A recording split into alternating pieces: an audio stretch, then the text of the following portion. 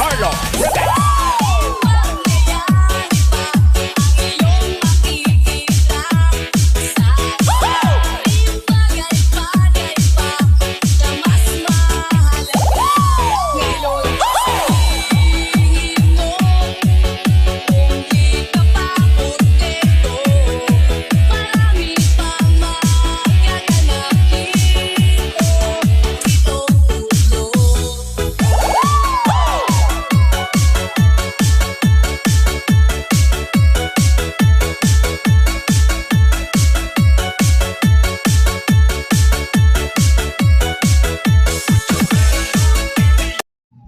So ayan mga ka-G Barbers, yung finished product natin sa kanyang request na gupit na burst fade.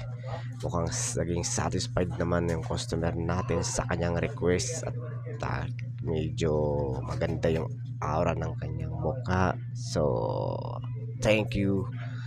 Sana wag paki-like na lang at huwag kayong magsawa manood sa aking mga video. Paki-follow na rin yung aking TikTok account, and goodbye and God bless you all mga ka-G Barbers. Bye.